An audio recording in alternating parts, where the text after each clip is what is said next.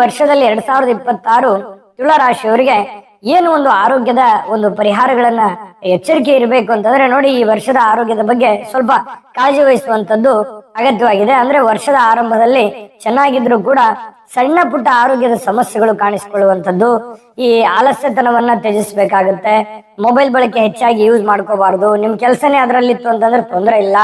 ಇನ್ನು ದೈಹಿಕ ಮತ್ತು ಮಾನಸಿಕವಾಗಿರ್ತಕ್ಕಂಥ ಆರೋಗ್ಯದ ಮೇಲೆ ನೀವು ಗಮನ ಹರಿಸಬೇಕಾಗುತ್ತೆ. ಅಂತ ದೊಡ್ಡ ಸಮಸ್ಯೆ ಇಲ್ಲದೆ ಇದ್ರೂ ಕೂಡ ಬೇಸಿಕ್ ಆಗಿರ್ತಕ್ಕಂತಹ ಕಾಳಜಿಗಳನ್ನ, ಜವಾಬ್ದಾರಿಗಳನ್ನ ನೀವಿಲ್ಲಿ ಅನುಸರಿಸಬೇಕಾಗತ್ತೆ. ಇನ್ನು ಈ ಒಂದು ವರ್ಷದಲ್ಲಿ ನಿಮಗೆ ಅದೃಷ್ಟದ ತಿಂಗಳುಗಳು ಯಾವುದು, ಇದು ಬಹಳ ಮುಖ್ಯವಾಗಿರ್ತಕ್ಕಂಥ ಪಾಯಿಂಟ್. ನೋಡಿ, ಜನವರಿ, ಫೆಬ್ರವರಿ, ಮಾರ್ಚ್ ತುಂಬಾ ಅದ್ಭುತವಾಗಿರ್ತಕ್ಕಂಥ ತಿಂಗಳುಗಳು ಅಂತ ಹೇಳ್ಬೋದು. ನೋಡಿ, ಈ ತಿಂಗಳುಗಳಲ್ಲಿ ನಿಮಗೆ ಹಣಕಾಸಿನ ವಿಷಯದಲ್ಲಿ ಬಹಳಷ್ಟು ಅದ್ಭುತವಾಗಿರತಕ್ಕಂತ ಫಲಗಳು ಸಿಗುತ್ತೆ. ಗುರು ಮತ್ತು ಶನಿಯ ಪ್ರಭಾವದಿಂದ ಹೊಸ ಯೋಜನೆಗಳನ್ನ ಪ್ರಾರಂಭಿಸಲೋದಕ್ಕೆ ಅಥವಾ ಹೂಡಿಕೆ ಮಾಡ್ಲಿಕ್ಕೆ ಇದು ಒಳ್ಳೆಯ ಸಮಯ. ಅಂದ್ರೆ ಅಂದುಕೊಂಡಂತ ಕಾರ್ಯಗಳಲ್ಲಿ ಯಶಸ್ಸು ಸಿಗುತ್ತೆ ತುಂಬಾ ಈಸಿಯಾಗಿ ಅನ್ನುವಂಥದ್ದು ಕಂಡು ಬರುವಂತದ್ದು. ಇನ್ನುಳಿದಂತಹ ಅದೃಷ್ಟವಾದಂತಹ ತಿಂಗಳುಗಳು ಯಾವುದು ಅಂತ ನೋಡಿದ್ರೆ ಅಕ್ಟೋಬರ್, ನವೆಂಬರ್ ಮತ್ತು ಡಿಸೆಂಬರ್. ನೋಡಿ, ಈ ವರ್ಷದ ಕೊನೆಯ ತಿಂಗಳುಗಳು ನಿಮ್ಮ ವೈವಾಹಿಕ ಅಥವಾ ವೈಯಕ್ತಿಕ ಅಥವಾ ನಿಮ್ಮ ಆರ್ಥಿಕ, ನಿಮ್ಮ ಸಾಮಾಜಿಕ, ನಿಮ್ಮ ಕೆಲಸದ ಜೀವನಗಳಿಗೆ ಸಂಬಂಧಿಸಿರ್ತಕ್ಕಂತಹ ಒಂದು ಒಳ್ಳೆ ಶುಭಕರವಾಗಿರ್ತಕ್ಕಂಥ ಫಲಗಳು ನಿಮಗೆ ಸಿಗುವಂತದ್ದು. ಕುಟುಂಬದಲ್ಲಿ ಬಹಳಷ್ಟು ಸಂತೋಷ ಮತ್ತು ಸಾಮರಸ್ಯ ಹೆಚ್ಚಾಗುವಂತಹ ಸನ್ನಿವೇಶ ಇದೆ.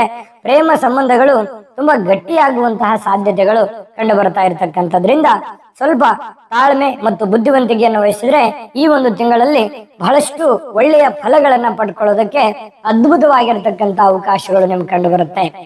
ನೋಡಿ, ಒಳ್ಳೆ ಫಲಗಳ ಜೊತೆಯಲ್ಲಿ ಕೆಟ್ಟ ಫಲಗಳು ಖಂಡಿತವಾಗ್ಲೂ ಇರುತ್ತವೆ. ಜೀವನ ಅಂತಂದ್ರೆ ಕಷ್ಟ ಸುಖ ಎರಡೂ ಸಮಾನಾಗಿರುತ್ತೆ. ಆದ್ರೆ ಆ ಕಷ್ಟಗಳು ನಿವಾರಣೆ ಆಗಬೇಕು, ಆ ಕಷ್ಟದಿಂದ ನಾವು ಹೊರಗಡೆ ಬರಬೇಕು, ಉತ್ತಮವಾದಂತ ಫಲ ಪಡ್ಕೋಬೇಕು ಅಂತಂದ್ರೆ ನಮ್ಮ ಪ್ರಯತ್ನಗಳ ಜೊತೆಯಲ್ಲಿ ಭಗವಂತನ ಕೃಪೆ ಇರಬೇಕು. ಹಾಗಾಗಿ ಅದ್ಭುತವಾದ ಪರಿಹಾರಗಳಂತಾದ್ರೂ ತಿಳ್ಕೊಳ್ಳಿ, ಎಚ್ಚರಿಕೆಗಳಾದ್ರೂ ತಿಳ್ಕೊಳ್ಳಿ, ಸಲಹೆಗಳಾದ್ರೂ ತಿಳ್ಕೊಳ್ಳಿ. ಅಷ್ಟೊಂದು ಮಹತ್ವ ಪಡೆದಿರತಕ್ಕಂತ ಪರಿಹಾರಗಳಿದು. ಯಾಕಂದ್ರೆ ಸುಲಭವಾದ ಪರಿಹಾರಗಳಲ್ಲಿ ಅದ್ಭುತವಾಗಿರತಕ್ಕಂತಹ ಉಪಯೋಗವನ್ನ ಪಡ್ಕೊಳ್ಳೋದಿದೆಯಲ್ಲ, ಅದು ತುಂಬಾ ಇಂಪಾರ್ಟೆಂಟ್ ಆಗುತ್ತೆ. ಯಾವ್ದಾದ್ರು ಸುಲಭವಾದ ಪರಿಹಾರಗಳು ಅಂತ ನೋಡಿದ್ರೆ ನೋಡಿ, ಈ ಒಂದು ವರ್ಷದಲ್ಲಿ ಶ್ರೀ ದತ್ತಾತ್ರೇಯ ಆರಾಧನೆ ಮಾಡ್ತಕ್ಕಂಥದ್ದು, ವಿಶಾಖ ನಕ್ಷತ್ರದವರು ಅದರಲ್ಲಿ ವಿಶೇಷವಾಗಿ ದತ್ತಾತ್ರೇಯ ದೇವರ ಪೂಜೆ ಮಾಡ್ತಕ್ಕಂಥದ್ದು, ತುಲಾ ರಾಶಿಯವರು ಆಲ್ಮೋಸ್ಟ್ ದತ್ತಾತ್ರೇಯ ಸ್ವಾಮಿ ಪೂಜೆ ಮಾಡ್ತಕ್ಕಂಥದ್ರಿಂದ, ನದಿಯಲ್ಲಿ ಸ್ನಾನ ಮಾಡ್ತಕ್ಕಂಥದ್ರಿಂದ ಬಹಳಷ್ಟು ಕೆಟ್ಟ ದೋಷಗಳು ನಿವಾರಣೆಯಾಗಿ ನಿಮಗೆ ಮಂಗಳಕರವಾಗಿರತಕ್ಕಂತಹ ಫಲಗಳನ್ನ ಕೊಡುವಂಥದ್ದು. ಬನ್ನಿ ಗಿಡವನ್ನ ನೆಡುವಂಥದ್ದು, ಅದನ್ನ ಪೋಷಣೆ ಮಾಡ್ತಕ್ಕಂಥದ್ರಿಂದ ಬಹಳಷ್ಟು ಒಳ್ಳೆ